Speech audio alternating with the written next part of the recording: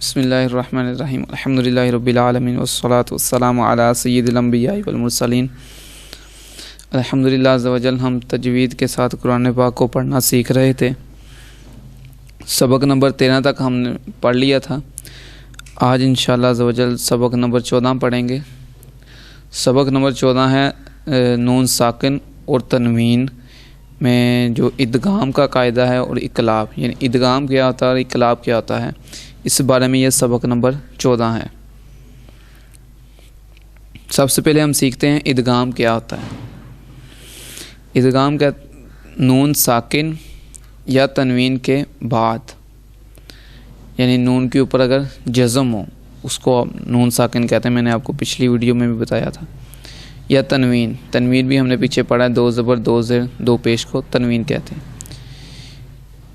نون ساکن یا تنوین کے بعد اگر حروف یرملون میں سے کوئی حرف آ جائے تو ادغام ہوگا۔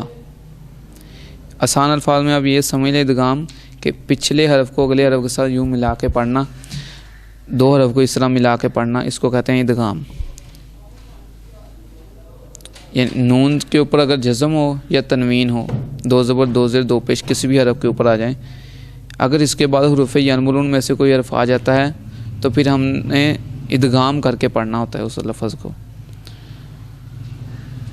اس میں ایک اور بات ہے، را اور لام میں گننے کے بغیر پڑھنا ہے۔ یعنی اگر نون ساکن یا تنوین کے بعد را آ جائے یا لام آ جائے تو ہم گننا نہیں کریں گے، ٹھیک ہے۔ ہاں اگر ان دونوں کے علاوہ باقی چاروں میں سے کوئی حرف آ جائے تو ہم گننا بھی کریں گے۔ یعنی ادغام تو ہوگا ہی، لیکن را اور لام میں گننے کے بغیر ادغام کریں گے اور باقی 4 میں گننے کے ساتھ ادغام کریں گے۔ اب حروف یرملون کتنے ہیں؟ حروف یرملون 6 ہیں، یا، را، میم، لام، واو، نون، یرملون، ٹھیک ہے نا، یا، را، میم، لام، واو، نون، یرملون۔ اب دیکھیں اس میں دوسری ہم نے پڑھا تھا لفظ اقلاب، یعنی اقلاب کے بارے میں ہے۔ یہ اقلاب کیا ہوتا ہے؟ نون ساکن یا تنوین کے بعد حرف با آ جائے، نون ساکن یا تنوین کے بعد اگر حرف با آ جائے تو اقلاب ہوگا۔ یعنی نون ساکن اور تنوین کو ہم میم سے بدل کر پڑھیں گے، میم سے بدل کے پڑھیں گے اور گننا بھی کریں گے، جیسے ہم نے لفظ سنا ہوگا مم بعدی، اصل میں یہ لفظ ہے من بعدی، لیکن یہاں اقلاب کا قاعدہ لگا اس لیے مم بعدی پڑھا ہے، مم بعدی، ٹھیک ہے نا۔ نون ساکن کو ہم نے میم میں بدل دیا ہے۔ تو اب دیکھتے ہیں، ہم اس سبق کو بھی پڑھتے ہیں اور یہ مثالیں بھی دیکھتے ہیں۔ آپ دیکھیں نیچے سبق میں پہلا ہی حرف، اس میں آپ دیکھیں نون کے اوپر کون سی چیز آ رہی ہے؟ جزم۔ تو یہ نون کیا بن گیا ہے؟ ساکن۔ اب دیکھیں نون ساکن، ہم نے قاعدہ پڑھا نون ساکن یا تنوین کے بعد۔ اب اس کے دیکھیں نون ساکن کے بعد کون سا حرف آ رہا ہے؟ یا۔ نون ساکن کے بعد کون سا حرف آ رہا ہے؟ یا۔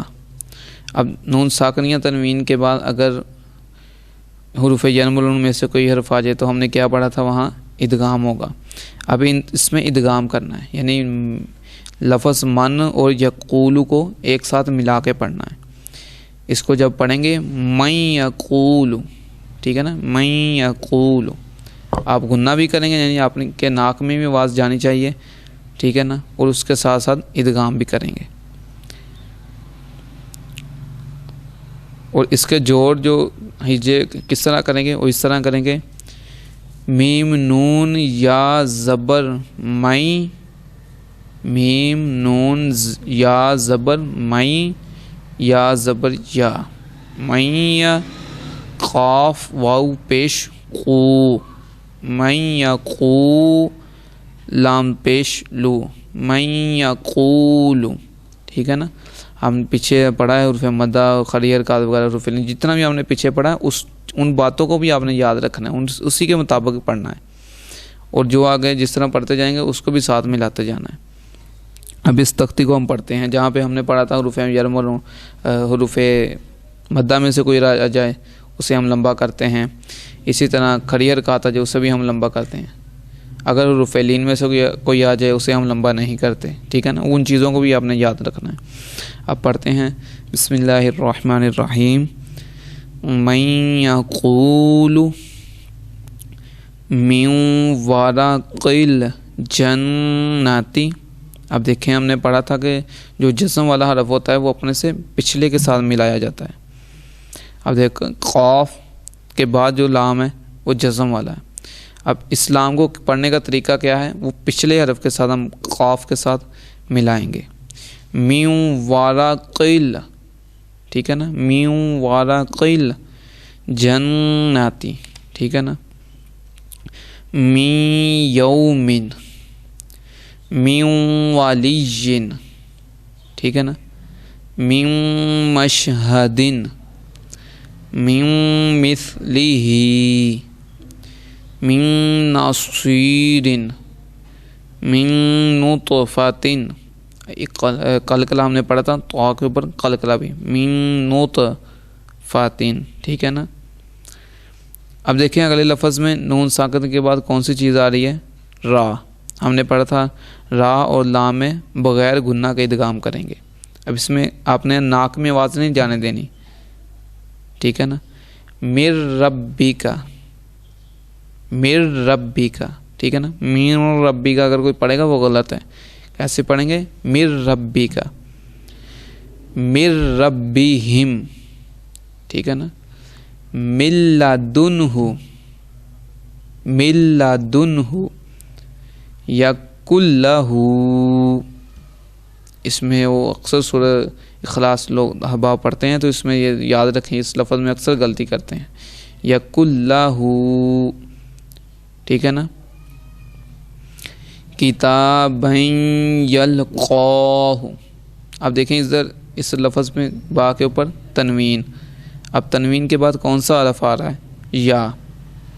ہم نے پڑھا تھا نون ساکن یا تنوین کے بعد حروف یرملون میں سے کوئی آ جائے تو وہاں ادغام۔ اب یہاں پہ بھی ادغام ہوگا، یعنی کتابن کو ہم یلقاہ کے ساتھ ملا کے پڑھیں گے، کتابن یلقاہ۔ رجل یسعی، ہدی و ذکری، ٹھیک ہے نا۔ وجوہ یومئذ، وجوہ یومئذ۔ میں ایسا ایسا پڑھتا ہوں تاکہ آپ کو ہر لفظ کی نا سمجھ آ جائے۔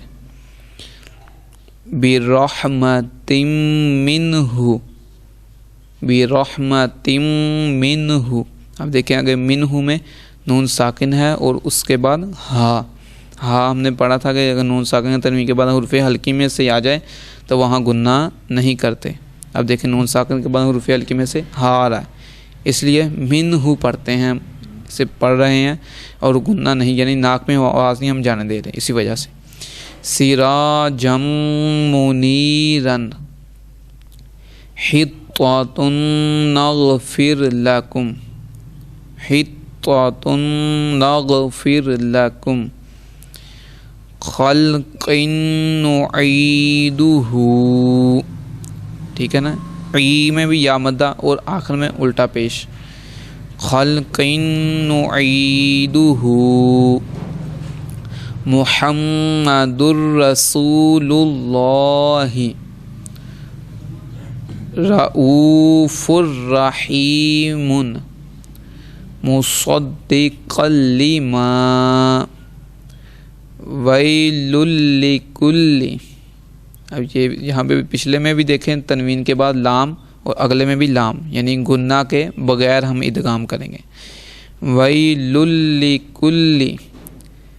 اگلے لفظ میں دیکھیں نون ساکن کے بعد حرف با آ رہا ہے، اور ہم نے پڑھا تھا اقلام میں کہ نون ساکن کے بعد جب حرف با آ جائے یا تنوین کے بعد حرف با آ جائے تو ہم اس سے کو نون ساکن یا تنوین کو میم میں بدل دیتے ہیں۔ اب اس کو میم میں بدلیں گے، من بعد ہی نہیں پڑھیں گے بلکہ کیا پڑھیں گے؟ مم بعدی، گنہ بھی کریں گے، مم بعدی، مم بقلیہا، قلقلہ بھی ساتھ ہی، بقلیہا، انبئہم، ادھر دیکھیں حمزہ پہ جزم آ رہی تھی اس لیے ہم نے جھٹکا دیا ہے.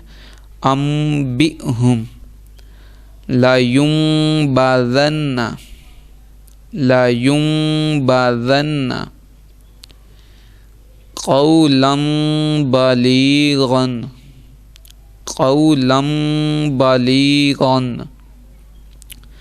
خبیرا بصیرا خبیرا بصیرا جنت بربوۃ جنت بربوۃ کرام بررۃ کرام بررۃ حل بہذا. ہم نے پیچھے پڑھا تھا کہ جتنا ہم حروف مدہ کو لمبا کریں گے اتنا ہی کھڑی حرکات کو بھی لمبا کریں گے. تو ٹھیک ہے نا, دونوں کو برابر ایک لمبا کر کے آپ نے پڑھنا ہے.